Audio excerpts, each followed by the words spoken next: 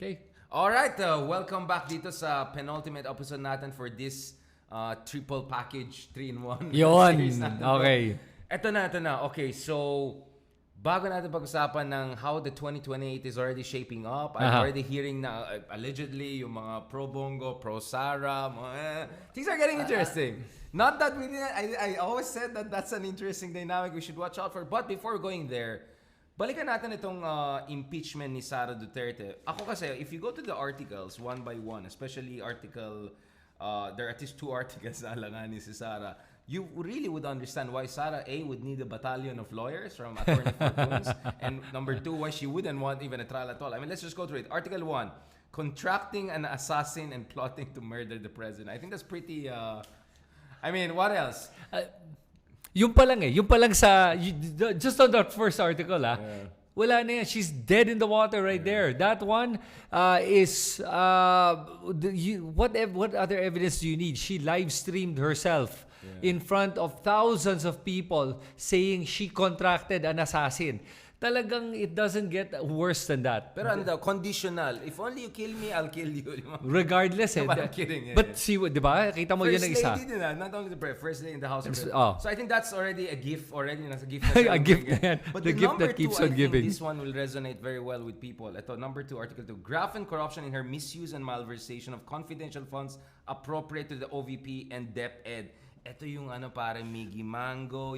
May resibo na kasi itong mga to. Yeah. This article 2, I think the consensus is that she's most vulnerable.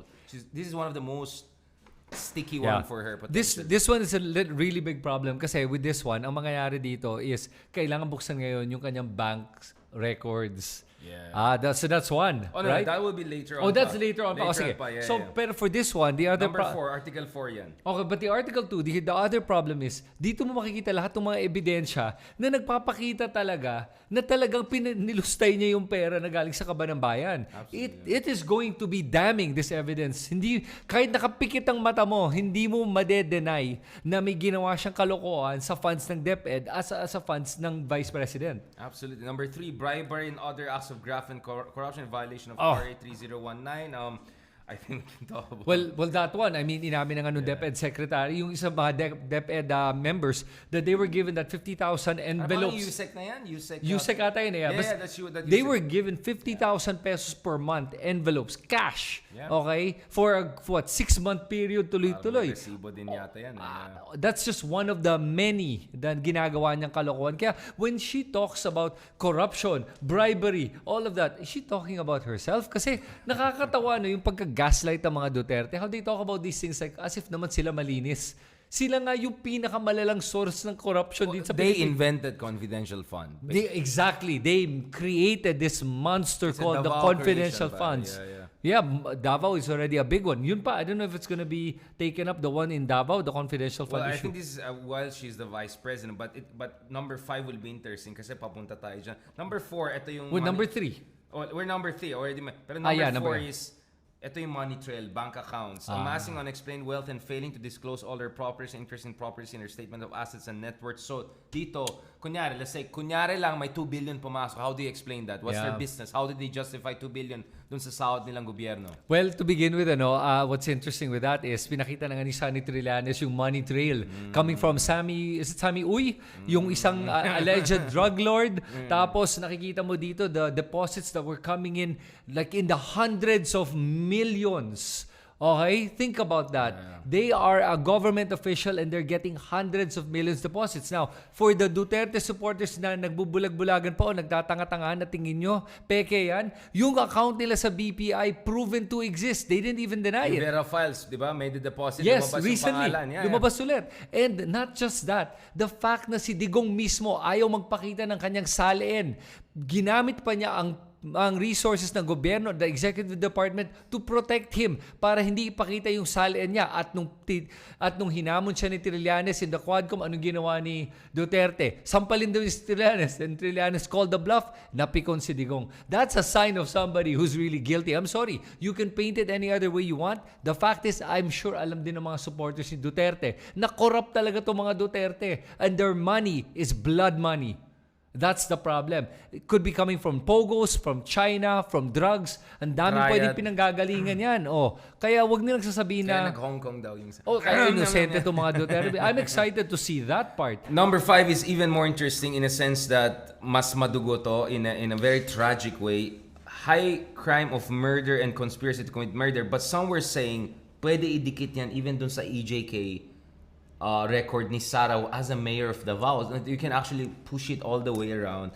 Basically, kasi ang kine-question mo dito, hindi siya karapat dapat maging VP to begin with. Yes. Ang tao na to may battery. So some are saying baka ito ay pwede pa tumulong sa potential ICC investigation into Sara Duterte as a potential one of the principals. Remember, we had episodes before we discussed na if nakita mo yung redacted names, marami sila eh. Hindi lang si Digong and Bato eh. Yep. Right? So ang dami nila. So who knows? Maybe Davao was is the biggest city by some accounts, or one of the biggest city by population, biggest city by land area. She was the mayor of Davao. We know na all in sa tukang sila nung time ni Digong. So this is potentially also serious for her. And number 6, this is what we have been saying. Acts of destabilization, high crime of sedition, insurrection. Kaya sana hindi bigyan ng interim release yung isa kasi baka tutulungan pa niya yung tutulungan yung kaso laban sa anak niya, di ba? And not just that, yan talaga, that's so obvious talaga that they were making seditious statements. For the longest time, they were trying to destabilize the government. Yung maisug rally. Oh, yes! Yung mga people, yung mga ganyan. And yung mga paglabas ng mga pulveron video, yung fake pulveron bangag, video,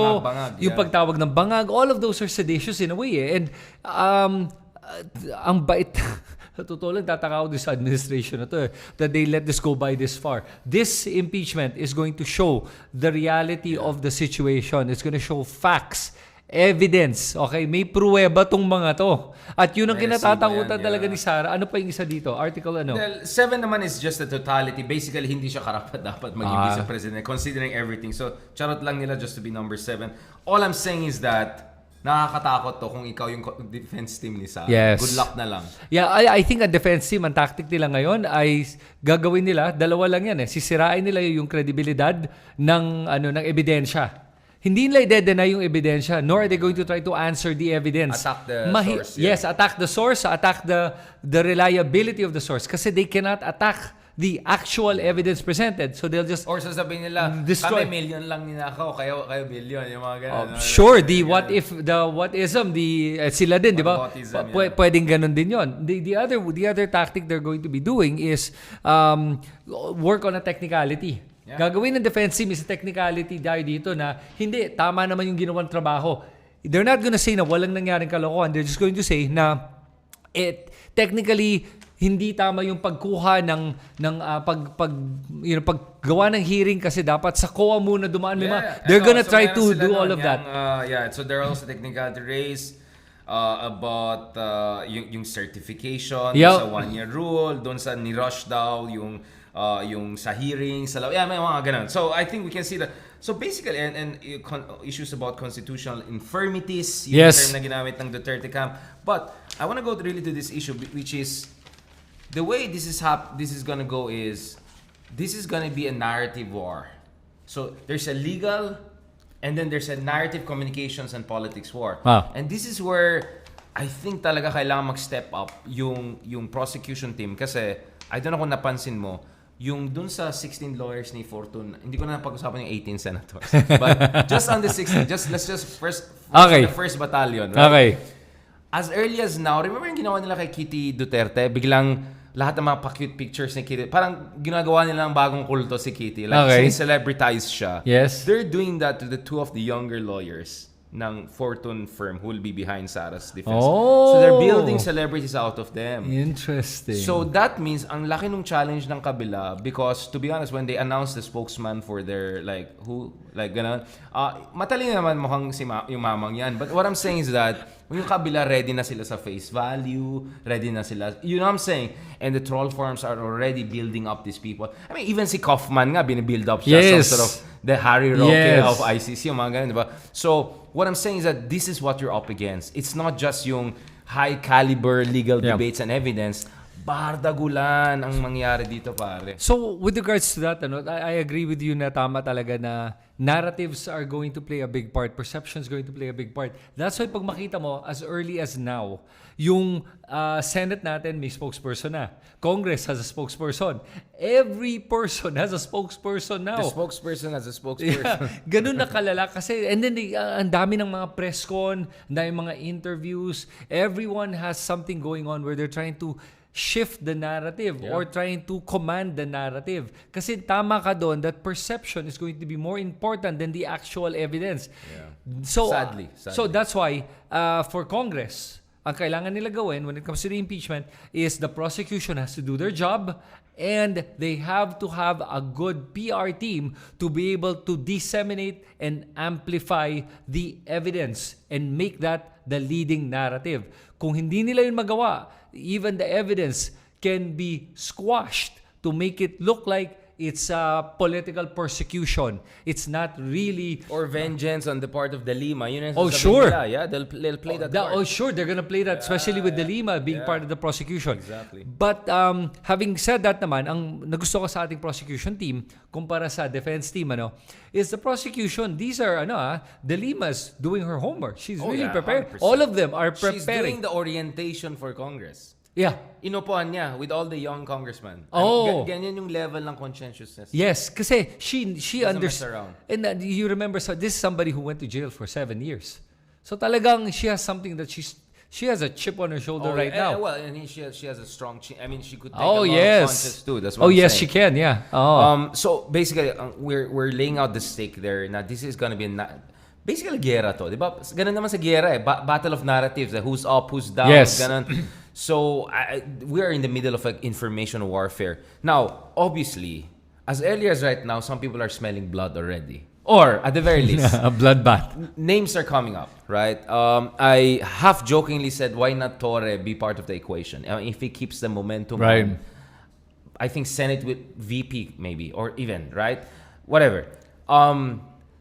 John Vic daw might position himself also. Wow, really? Wow. So we're talking about the 2028 elections. Yeah. And we're talking about which position? Are we talking about Senate? Presidency. Presidency? That's a far I stretch. heard, that's what I'm hearing.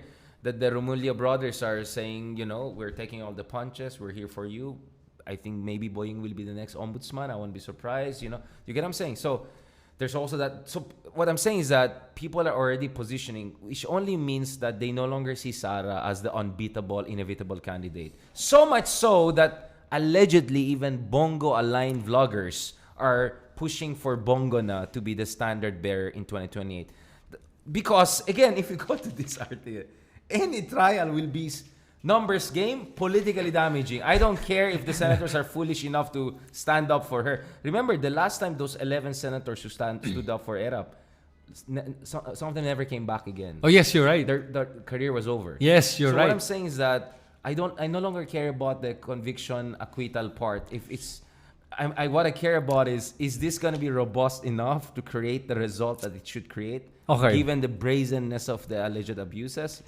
So what I'm saying is that even if hindi pa tayo klaro sa status nito, people are already positioning for 20, which tells you they're smelling vulnerability. Okay. They don't see Sara as the inevitable president anymore. Okay, to begin with, I think nga talaga may faction talaga that's Bongo's faction and Sara's faction. I think that's very clear naman when you see how they are. Have you ever seen them together? Bongo and Sara? I was in The Hague and said, where's Bongo? And someone told me, ayun yung isa na andun yung isa. Yeah, exactly. And they know Ganun kasimple lang. that. They know that, okay? So, with regards to that, I think Bongo is already trying to position himself as a viable candidate. And he has a right. He topped the Senate. Of course. He has absolutely right. 27 million votes. Yes, and alam mo, kahit na nga... Opposition pa siya. Wala siyang At kahit nakakausap ko ang mga hindi sumusuporta kay Duterte, yung ginawa niyang Malasakit Center is such a big deal that people are connecting it to him. And kahit na sabihin natin, yes, pera yan ng gobyerno, and I think naman talaga, why is he taking credit for it? But he created it, so... No, we're talking about political skill, no? Political skill, we're not sure. talking about competence and ethics, no? Magaling yung ginawa niyang positioning with the Malasakit Center. So that's why he got the most votes, and that's why hindi dumidikit sa kanya yung tag na bagman siya ng mga Duterte. Nung panahon ng EJK. Kasi yun yung ginawa niya. Siya nagsasabi. Sinabi na lahat, dumadaan yung pera kay Bongo. Pero for some reason, people forget that. Naalala nila yung Malasakit Center. Then may nakausap akong isa. That is anti-Duterte. Pero he said to me, Life-saving kasi yun, pare. yung Malasakit Center, nakatulong daw. And I was like, so I don't blame him. I said, I don't blame you na you voted Bongo. Hindi ko siya ma-blame. Sabi niya, nakatulong talaga yun eh. So, pero ito na. So, the Bongo faction is already a big question with regards to Sara. Kasi pag tinignan mo how Bongo behaves versus how Sara behaves, at least yung isa mukhang normal. At least may hindi pa unhinged. Let's just say my communications discipline siya. Sure, okay. Mas may mental discipline. I think that's the Okay, so number Baka one. maging toxic masculinity. Ay, wala na. Hindi. Basta sa akin, ganun lang yung kasimple. Isa unhinged, isa hinged. Regardless of gender. Now, yung isa dito, Richard, that's interesting is when you look at how the other people are playing in terms of positioning themselves. I don't think Romualdez is going to run for president. No, I don't think. I think he understands. Martin could be a good kingmaker again. Put that strong team together. Yes. You know, and I think he'll be happy if he can become a speaker again. He could be like the most influential speaker of our generation. I think that would be the end of the world for him. No, I don't think so. And I'll tell you, again, I was never a fan of the Marcoses or Romualdez's, but Martin Romualdez is doing a very good job to be able to hold Congress together like that. You need a lot of leadership na hindi ka minumura ng mga 316 congressmen. All of them are kahit na hindi kayo nag-agree on everything, that somehow you're getting things done. Again, we're talking about political skills. This is not an ethical debate. No. This is not an idealistic it's debate. just skills. So we're talking about political skills, period. Yeah. Kung how you move aside, how you're moving the pawns and everything. Playing your cards. Yeah, exactly. Sure. Ngayon, with regards to... masyado natin hina-hype si Bongo daw yung iba. Really? Okay. But they don't understand where we're coming, bro. They should. But going back to this, you're right. No, I think Martin being the next speaker again, I don't think that's the worst job I think it's a very successful political job. I mean, look at us. I don't feel I have to jump into politics because we have influence already, right? Yeah. Like, it's just levels to the game. Yeah. And being the speaker of the house, my God, talagang Third most powerful man. Pero yung trabaho yun, the stress involved with that, I don't want that on my shoulders. To be honest, I just don't want it. But maybe he's enjoying it. Sure. I think he's enjoying it. Sure, He looks going. Absolutely. I don't think he's even stressed about it. And all the attacks against him, no, he's doing well. Ngayon, here's the thing about the other presidential hopefuls. John Vic Remulla, I think he's mahina pa. Nung ginigrill nga siya ng ating Senado, anong nangyari? Binakap siya ni Boying. Kailangan si Boying pumasok. Excuse me, ma'am. Bam! Banat siya. That's my brother. No, but the way he would throw shades at Torre made me feel like maybe he's... Because Torre is like the star now, right? Meron pa siya, di ba sabi niya si Torre, attack dog, ganyan-ganyan. Tapos sabi ni Torre, hindi ko alam kung compliment yan, pero ako, yung may mga dynamic eh. So there you could see, there's also that I've heard even Gibo is having his own thoughts, but whatever. I think Martin has even better chance. But that's not the point. Ang point ko is that everyone is smelling blood. Everyone's saying vulnerability. Parang they're not sure if Sara can sustain this. Because yes, I still stand by my argument that Sara can still pull off a Trump, right? If she comes out of this unscathed enough. But that means talagang papalpak yung next Senate. Meaning babaksak yung next Senate. At hindi lang papalpak ang prosecution. Or something like that. Yeah. Like in an extreme scenario na sobrang palpak ang... Which is unlikely, but I'm saying, pag minambo-jumbo yan ng big time, baka yun ang mangyari. But anyway, let's talk about naman the pinks and the opposition. Let's talk about the pinks and the opposition. Before we end this discussion. Okay, so I'm very hopeful na eventually there'll be a united National Front ticket, right? But as we speak, Lenny's still in the mix. I can still see a lot of pink Twitter people putting yung Tanger, whatever survey, putting Lenny at number 2 now, right? Kasi bumaba daw si Tulfo. I don't think Rafi not running is the end of his world because he can still run for Senate and easily be in the Senate for a while and maybe by this time. Although I think if he's really strong number 2 or number 1 and has a good... I'm not saying Ronald Llamas, but someone to guide him, maybe he'll run for... What I'm saying is, I'm looking at the Bam, Risa, Kiko, Lenny situation now. Each of them has an argument. Obviously, naturally, you can see Risa, Kiko Bam Lenny. But you can also see a situation, Rizzo becomes a standard bearer, Lenny doesn't run, then Bam also runs. Yeah. Bam runs for president. If Risa He's runs... let's say it's not done properly, Bam feels he was not given due whatever, he will, because remember, this election he ran as completely independent. Yes. What if he pulls off that again sa next, sabi niya, number 2 nga ako 20 million votes. I'm young, I'm fresh, I can like blah blah blah, I'll run. And I won't be surprised. Alam mo sa akin, whoever decides to run, they need to be able to get Mindanao. Kasi Luzon, they've already gotten. So they just need to get Mindanao or Visayas at least. Kung sino may malakas doon, both of them are malakas. Lenny did well in Mindanao. Again, Risa is already positioning herself. No, she already said, I'm ready to be the standard bearer. Yeah. I think that's called positioning already. Right. How do you see us resolving the Bam, Kiko? Okay. Because Kiko also has a case to make. Right. He's not top 5. I would... Matagal siya Ako sa akin, you're talking either Bam, Lenny, or Risa. Risa. Yun yung tatlo eh. Kiko, I don't think so eh. Kiko does not have that same charisma, that energy. Yeah, Bam has that eh. Bam has a lot of things going for him. And he's an Aquino. Yes, and he has the name. But remember, having said all of these names, there's a name you didn't mention. Trillanes? Amy Marcos. No. That will be, yun yung away naman sa kabila. So, is it gonna be Amy, Sara, Robin Hood, Sara? Magulo din yan. Yeah, Amy is starting to niya. want to position herself as a possible presidential candidate. You see what she posted today. Yung sinabi niya na, bakit ako tinatanong niyo about yung problema dito sa mga ganyan? Was it the San Juanico Bridge or something like that? And then, and then she goes, para namang hindi naman ako yung sa Senado lang ako. Pero parang dapat ako na ata maging presidente. Yun ang final niya. I'm like, wow, this woman. Naging honest na siya. Yeah, lumabas na yung totoong ambisyon niya. And remember, the Marcos name will still play a big factor. Sure. So kahit na, remember, she did well did she do well in Ilocos? She did, basically Ilocos carried her again. Tignan mo, even if she was already binabastos yung kapatid niya. It's the Marcos name that people, unfortunately, ganun pa rin, tribalistic weird, pa rin. Weird, alam na nga nila, binabastos na nga yung kapatid mo na presidente, pero binoto pa rin nyo. Yeah, pero ano ba? Pero BBM also a lot for all those posters na they're raising each other's hands. So, behind the scene, BBM, hindi niya kinall out yung kapatid niya. Inilet go ni BBM so she can get away with it. Yeah. Who's talking to BBM, bro? Right.